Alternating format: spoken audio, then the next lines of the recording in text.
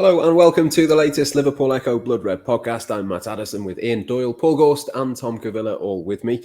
We'll try and avoid talking about the Liverpool midfield for as much as possible today. I'm sure it will come up at some point though. We're going to talk about the Champions League draw first and then Bournemouth as well. Doyle, I'll come to you first. First things first, Ajax, Napoli and Rangers. It's probably not the worst draw that Liverpool could have got. It's a fairly decent one, isn't it? Depends, really. Anyone who wants to go to Napoli, that's going to be an interesting one for them. It's going to be interesting for the away fans because there's three lively atmospheres there, and I'd imagine the cities are going to be quite lively as well, or where they're actually going. So, from that point of view, from the football point of view, obviously Liverpool know all about Napoli, lost there twice already, so that's going to be a tough game. And they also drew at home, didn't they, against Napoli? And they did score one victory, which was on the way to winning it in 2019. Ajax, they were two very close games. Erik ten Hag, wasn't he? He was the coach then, wasn't he, of Ajax? And it'd be interesting to see how things go there. Who's the coach of Ajax now? Don't know. I've got you all there. Right, I've got you all there. Tom will know. Come on, Tom. Keep talking Tom. And I'll find out. Who is it, Tom? No? I can't remember who it is. I can't remember his name. Thanks. I didn't know I've Googled it and it says Erik ten Hag, so that's definitely not right. That's absolutely no use to us. Have to do a bit more research by the time they actually play the game.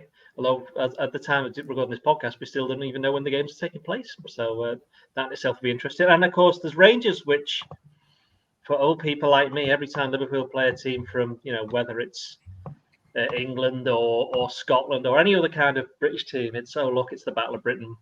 This, that, and the other, and they're never anywhere near as easy as people expect. So it's, I'll be honest, I thought it was looking at it, it's one of the harder draws that Liverpool could have got. It's not like last season where you look and you go, well, they had something like 25 final appearances between them at that stage.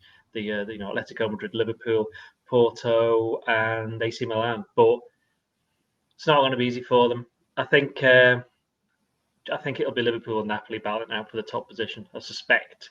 Because we're not entirely sure. We don't even know. So the fact that we don't even know the Ajax coach is a bit of a concern for them, I suspect. Although I don't think they're going to be too fussed. His name apparently is Alfred Schroeder. Right. Him, but, Well, you can't. You don't ever say that. They're words that will come back to haunt you when the third goal goes in. It came from Bruges. Is the information we're getting from Tom. So. Simon Mignolet would know a little bit about him. So, the Champions League draw, you look at it and you go, well, it's not the hardest one, but I don't think it's the easiest one. I think, if we're being perfectly honest, Ajax are the team that probably everybody wanted to get from the first seeds, or second seeds would have wanted to get them, or Porto, or Eintracht Frankfurt, actually. But I think Ajax was certainly one of the easier ones. Napoli, one of the more difficult ones to come out of pot 3, and Rangers, definitely one of the more difficult ones to come out of pot 4. So, I think overall, what it giveth with one hand, it taketh with two others. Yeah, it's not easy, Gorsty, is it? I think it's fair to say it could have been worse. And I suppose the one thing for Liverpool really is that they will be favourites to top this group, won't they? You'd fancy them, as long as they don't play like they have in the first 3 matches of this season, you'd fancy them to be able to get through. Yeah, Liverpool won't have any problems at all in this group. I completely disagree with Doyle on the fact that they'll struggle. I just think I never said they'd struggle. I just said it won't be. I never said they'd struggle. I just said it. I literally said it was between Liverpool and Napoli for the first place. They'll beat Rangers home and away fairly comfortable. I know it'll be an intense atmosphere and all that kind of stuff, but Liverpool are far too good for Rangers. Liverpool are one of the best teams in the world, and we shouldn't let this stuttering start of the season cloud the judgment of what is an exceptional group of players. 3 or 4 years. Injuries permitting, but if Liverpool get bodies back in time for certain games in that group, then they won't have too many problems. I think obviously Naples is always a tough one, but I'm actually delighted for Liverpool supporters that they're going to get Ajax, because when you're drawn against Ajax a couple of years ago during the COVID season, wasn't it? And that would have been a cracking away day that they weren't allowed to go on. So they're going to get a chance to get across to Amsterdam. I think Glasgow's going to be very lively as well. And Naples, probably a little bit moody, if we're being honest, so I wouldn't advise too much in the way of pre-match partying, shall we say. You were there, weren't we, in 2019, was it, Doyle? It's a bit of a strange one, but in terms of the football, I don't perceive too many problems for Liverpool. Last year's group was a lot harder, to be honest. Atletico Madrid, AC Milan, and Porto. That's right, was it? It was Porto. Yeah. So I think if Liverpool, start to put right their form this weekend against Bournemouth, and then carry that on against Newcastle, and then the big one at Everton, and getting maybe one or two players back, hopefully, then I don't foresee this group being too much of an issue for Liverpool, to be honest. I've got a bit of information on Alfred Schroeder. He was the assistant manager of Steve McLaren at FC20. He took over from Julian Nagelsmann at Hoffenheim as the manager, and he was also assistant manager to Ronald Koeman at Barcelona a couple of years ago. So there's a bit of pedigree there. He hasn't pulled up too many trees, as it were, in his actual managerial roles, but he's got a lot of pedigree there. And by the end of this podcast, we're all going to know about him. He's only been there a few weeks because Ten Hag's only just joined United, so he'll still be finding out a lot about his own squad, and he might not have Anthony, by the way. He might be going to United and one or two other things. So we'll see. But I still can't believe we're waiting to find out when Liverpool are playing and where they're playing, to be honest. I think that's to do with the draws for the Europa League, Conference League had to take place first before they have to do all the calculations, as it were. And the fact that all the games are quite concentrated, it makes it a bit more difficult. So the first game's in the week after next. So that's what I'm saying, it's not much time to book your flights or get your tickets if it's going to be an away game. Yeah, exactly. I mean, hopefully we will find out that very shortly. Tom, and I'll bring you in terms of the group. I mean, we kind of know a little bit about Ajax and Napoli. I suppose Ajax, obviously, different manager. They tend to have different players and a different squad each summer because they tend to lose a few players and get that turnover. But I suppose Rangers maybe then is the bit of a standout one, and it's a little bit different for Liverpool. They've not played them recently. It's a nice little trip that changes things up a little bit. Yeah, it would have been even more interesting if Gerrard was obviously still in charge there. But no, they seem to be doing well in Europe, Rangers, Van Bronckhorst. I know obviously last season in the league they missed out on the title to Celtic, but they seem to be doing very well. Obviously, they got to the final of the Europa League last season.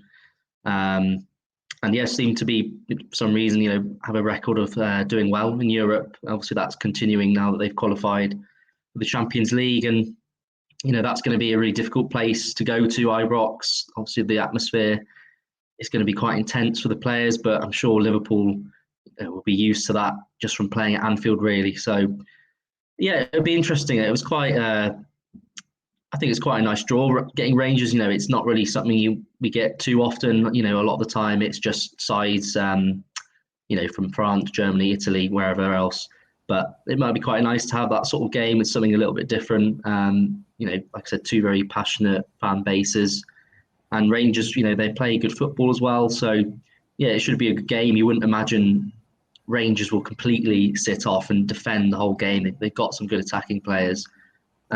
Which we've seen, obviously, the likes of Tavernier as well at right back, attacking quite a lot from that side. So, it should be interesting. And then, obviously, Ryan Kent as well, coming up against Liverpool. So, that should be interesting too. Yeah, Ben Davies as well. Might be a Ben Davies as well for him to play at Anfield. I suppose, Doyle, in terms of the sort of severity and difficulty of this group, it will a little bit come down to when these fixtures fall and who's kind of playing Liverpool first, whether it's home or away. I mean, the more difficult trips are. The Napoli away trip, for example, you'd probably want to leave that a little bit and try and get a few players back from injury first. Yeah, I mean, Napoli away seems to, the way it's been in the past, it has to be in the first game, as the first away game, I think, on the last couple of times. So, that we'll wait to see on that. We're just speculating, aren't we, over who's going to be playing when and what and why. But born Alfred Schroeder, he's got a very interestingly shaped head, if you Google him. And I'm not just saying that. If you have a look, you'll know exactly what I mean. And he appears to have a child. It's obviously not the pronunciation, but to be called Floor, Floor. And, really, from having not even known anything about him, I feel as though we're all going to become experts together. This is what the Blood Red podcast gives you. It's not just Liverpool. It's European football as a whole. What was the question, Matt? I've forgotten. No idea, but having warned me about disrespecting him, you've just had a go at the shape of his head. That's not for little. If anyone on this podcast can do that, it's me. So believe me, I just look. Although he's quite, to be fair, it's not going to be an easy job for him taking over as Ajax, as Ghosty was saying. He's only getting his feet under the table, and United are trying to nick half of the players already. So it's an early test of his mettle, and I think if Liverpool would rather play them early, simply because of those reasons. I mean, the longer that he has a chance to get to grips with his team, then the better they're going to become. But as Ghosty just pointed out, then I think it was Ghosty, either that or Tom, because the games are getting played so early. I mean, the Champions League group stage this year will finish where last year it was only halfway through because of the World Cup, and it just happens that Liverpool got all these injuries very early on. And in 2.5 weeks, they'll have played a third of the games. They'll have played 2 games, and that kind of sets you up for the rest of the group. And Klopp was talking, and we'll go on to it in a minute, about his press conference where he was saying that some players could be back soon. There's not going to be many. So it is going to be difficult for them to get through those first couple of games. And a lot may, as you said, Matt, may depend on the way that the fixtures fall in those first 2 games. Yeah, 6th and 7th of September, I think the first fixtures. Hopefully we'll find out the exact times for those very soon, probably later today or possibly on Saturday. But we'll move on to Bournemouth then next. Let's move on to that, Ghosty. On paper, at least, should be a decent fixture for Liverpool to kickstart their season at home at Anfield. They've got to score first and sort of turn that around. But Jurgen Klopp kind of alluded to that in his press conference today. He wants a bit of an atmosphere, as he always says, at Anfield, and it's about time Liverpool put in a performance.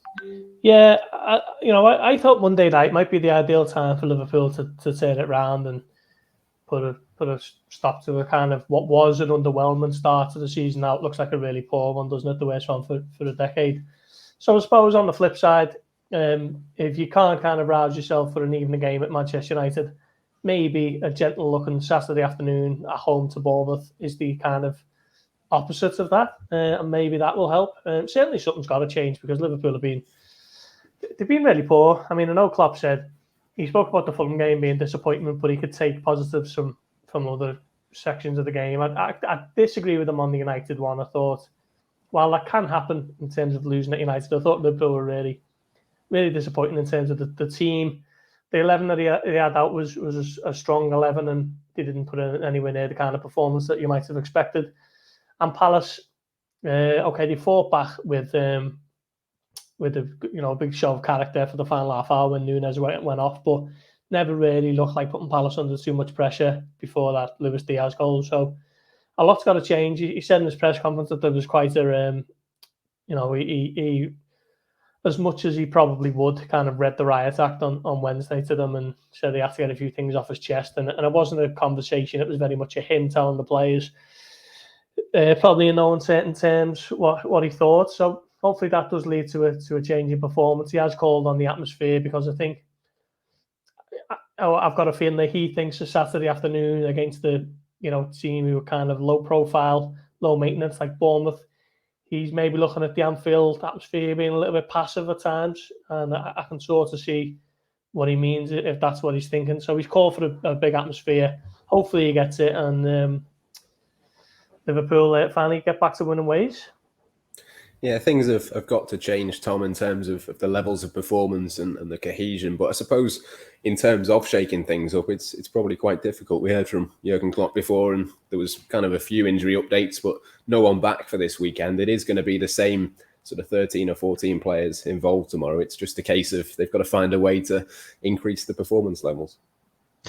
Yeah, like you said, there's not really anyone else you can bring in, which is, bit annoying for Liverpool, especially for Klopp, because when you have a performance like the one against United, the sort of typical thing to do would be maybe to bring out a few players, throw a few new ones in, try and mix up a bit, taking out the players that didn't perform to their level, which you could probably pick quite a few. So, like you said, the problem for Klopp is he can't do that. So he's just got to count on the guys that are available at the moment to put in a performance. And you'd like to think against Bournemouth that's more possible than against Man United. Obviously, Bournemouth are not likely to be playing at that same sort of intensity that Man United showed against Liverpool at Old Trafford. So, the Liverpool players will know they need to win on Saturday. So I'm sure as much as Klopp can sort of hammer it home to them, the importance of it, they'll know it themselves as well, that they need to win, because,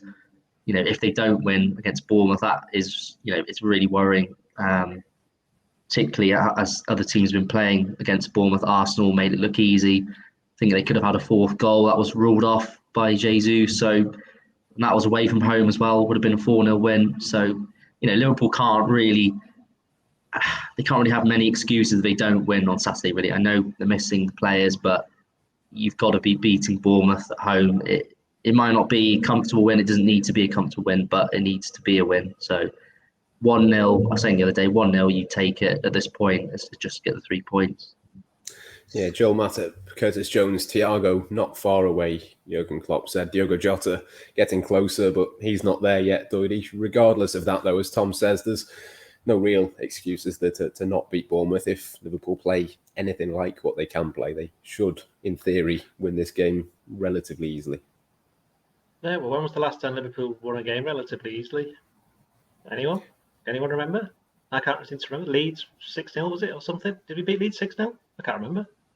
At home, wasn't it? There must have been another game where they won by a certain amount. Probably Villarreal in the first leg of the semi-final, wasn't it? 2-0.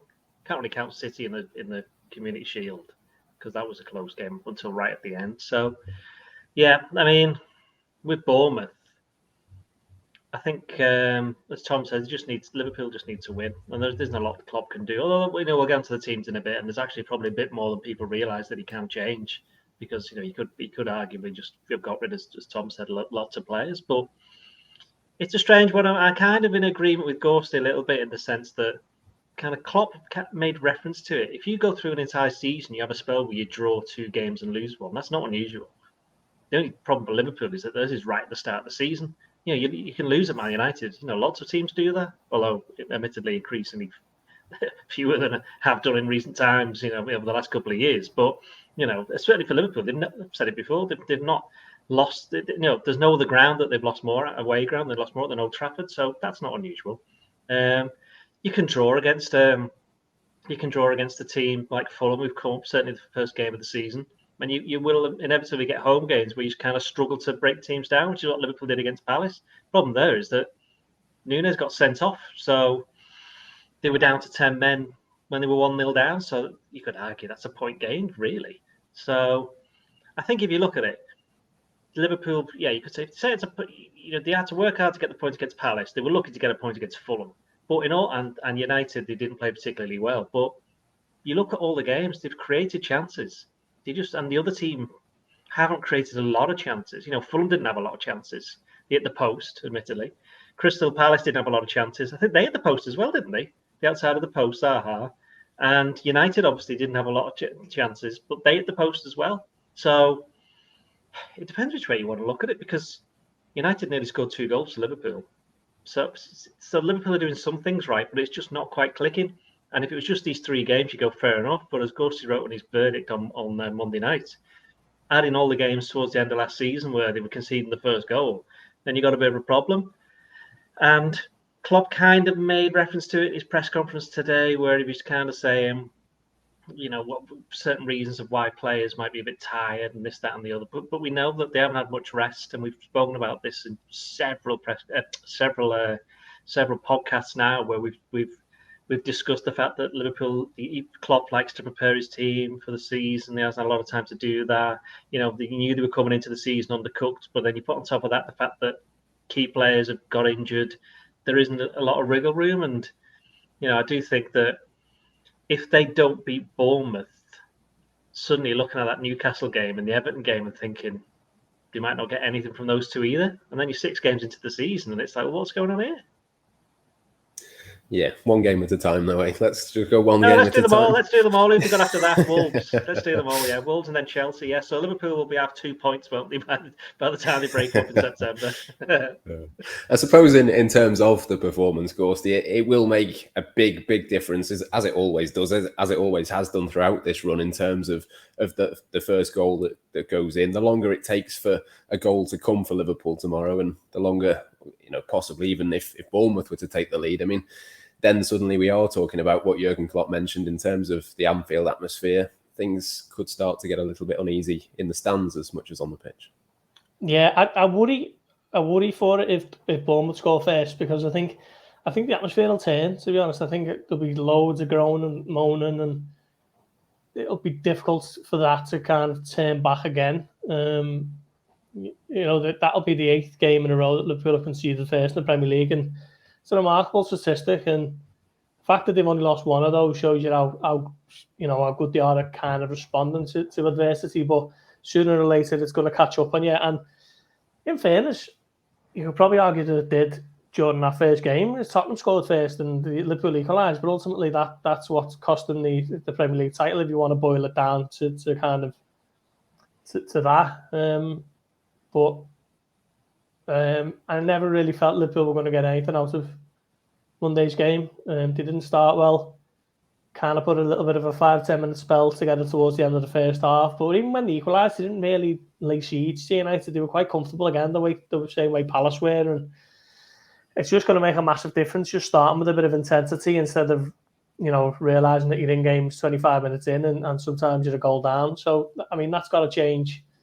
I'm not quite sure how you go about changing that, but it's certainly a kind of attitude and application issue that needs to be addressed, not in terms of quality or anything like that. And Liverpool have got injuries, but the teams have been good enough to... I mean, the teams that they've had out have been good enough to get 9 points, haven't they? Particularly when you look at the midfield who started against Fulham. Thiago obviously came off after 15 minutes, but even then, the team... The Liverpool of last season had that, the same team. I'm sure they would have beaten Fulham.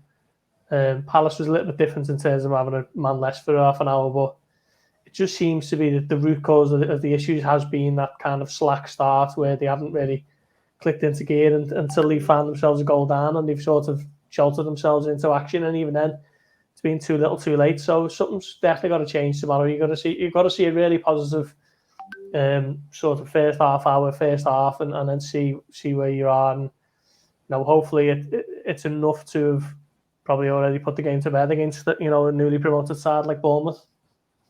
Yeah, just lastly then, before we move on and pick teams and make our score predictions, Tom, the last couple of bits on the press conference, there was a little bit of almost a cryptic update on Naby Keita. No real timeline placed on him just yet. And the only other thing was the transfers as well. A repeat message, really, working on these things constantly, that kind of thing. Still needs to be the right player in terms of both of those bits, really. No real surprises. No, I don't think, just the way Klopp normally is in the press conferences, he's not likely to disclose too much information, particularly on transfers anyway. If Liverpool are to do something, you would imagine it's, they're already working on it sort of behind the scenes, and, Klopp would never really, I wouldn't have thought, go public on, any player they're particularly interested in, because I guess there's probably no need to really for him. In terms of Keita as well, at the same sort of situation, really. I don't think, if there is a problem between Keita and Klopp or the club, again, it's not the sort of situation where Klopp would throw the player under the bus and make a big story out of it. He's, a manager that likes to keep things quite low profile and then, keep players out of the headlines as much as possible. So, I guess we'll just have to wait and see what happens with Keita. At the moment, you never really know what's going on with it. It just seems a bit, a bit confusing, the situation with him. Whenever it seems like he's close to coming back, something else pops up, and it wouldn't surprise me if he comes back in a month's time, he's then ruled out again just before he's about to come back or a game into coming back. So, yeah, I think we just have to see what happens with both, see how it develops. I know fans will be wanting a signing, but if it does happen, it's probably going to be one that's done quite quietly, like we've seen with other transfers they've done in the past. And with Keita, the same thing. If he does come back, it's not going to be something that's made a big deal out of, in the weeks ahead of that. Yeah, absolutely. Let's just finish the podcast then with our sort of predictions or what we think Jurgen Klopp might do for his team selection. Alisson Becker will be in goal, Doyle, but I suppose across the back four, there's not too many options really to change things. There's been a couple of poor performances from a couple of those players so far, but they're not going to really have much choice but to play themselves back into form. I mean, of more interest is a bit more on Alfred Schroeder. Is that he's 49 years of age, and he was born in Barneveld, which is the same name as Raymond van Barneveld, the darts player, who is actually not from Barneveld. He's actually from The Hague. So this is going to sound incredibly strange when we click this up for Team Selector. That's good for our Dutch. And Raymond Barneveld must be, by the way, he must be a Liverpool supporter because he follows me on Twitter. It's the only reason he could possibly follow me, unless he likes to know when Jurgen Klopp's press conferences have ended. So there's there can be only one or two reasons. Going back to the team selection, Addison in goal. I think I wouldn't be surprised if Tsimikas plays at left back. Not necessarily because Robertson's been poor, because he was actually one of Liverpool's average players, which means by definition one of the better players against United. But he's been subbed the last couple of games, and I do think they'll want him against Newcastle. And I think if there's one game where the team's not going to be doing a lot of attacking, the only problem is that Tsimikas would be great crossing it, but who's going to head it? Who is going to head it? Manny was quite decent at headers. Firmino is better than people think, although, again, we'll come back to whether or not he's actually going to be playing in this one. Nunes is the one, and he's not there, so that would be my only reservation. But I think I'd go with Tsimikas. Trent, I'd have dropped Trent had there been any other options, but there's not. And I'd definitely go with Gomez. I'd have considered dropping Van Dijk, but obviously they can't do that either, so he's going to play as well. Yeah, it became a staple question from me to you, Gorsty, on the podcast last year. Does Kostas Tsimikas get a go or not for you? The Matt Addison trademark. Doyley's given as good an argument as you're going to get for Kostas Tsimikas starting the game. Why not, I guess. Trent's going to have to play, isn't he? Trent was really poor on Monday night, and I've been one of his staunchest kind of defenders, if you like, about the old he can't defend issue, because I don't think it's actually true, but he wasn't up to much on Monday night at all. But the flip side is they brought in Calvin Ramsey, who is injured. They bought him when he was injured, so the injury situation just leaves me tearing my hair out. I mean, I don't know whether it's just the mood I'm in or what, but I'm just getting really perplexed by the injuries. Doesn't seem like anyone's getting closer to coming back, and Klopp kind of is coy and ducks and dodges, never really gives a kind of solid estimate. And you've got no idea when any of these players are going to come back. Calvin Ramsey signed in July, and it might have even been June. And the only time we've seen him in the Liverpool kit was when he posed for the pictures when he signed. And he wouldn't be starting too many games anyway. But I'm not even sure I could pick him out of a lineup at the moment.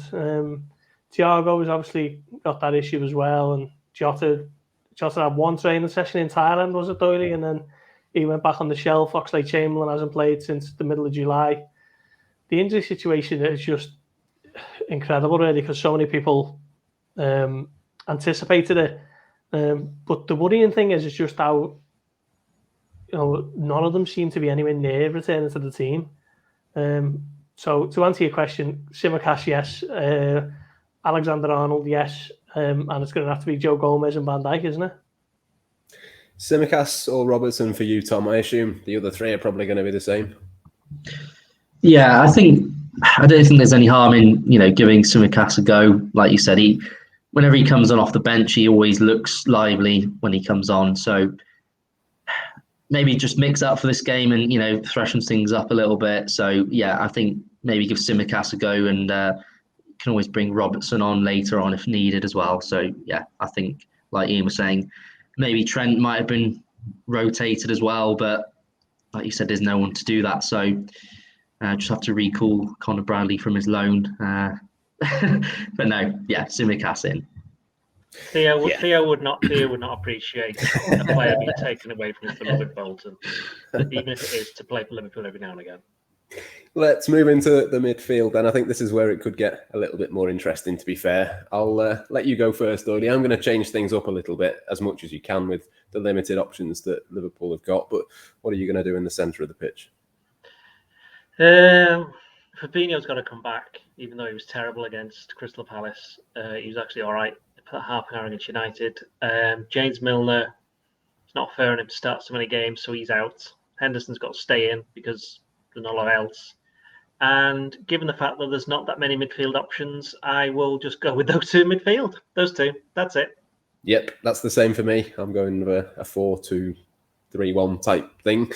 Gorsty, Henderson and Fabinho, is there one more, or is it just the two of them? Now I'm going to go with them too and move Carvalho a little bit forward. And then if Roberto Firmino wants to play as a sweeper or whatever, then at least someone can run in beyond and kind of occupy that space. Maybe Salah and Diaz can get a little bit closer to the central areas. It does seem to be a tactic that they've worked on, and strangely, while Nunes is suspended, they haven't looked to tweak it. They've just carried on saying to Diaz and Salah to stay very wide. Obviously, it didn't work at United.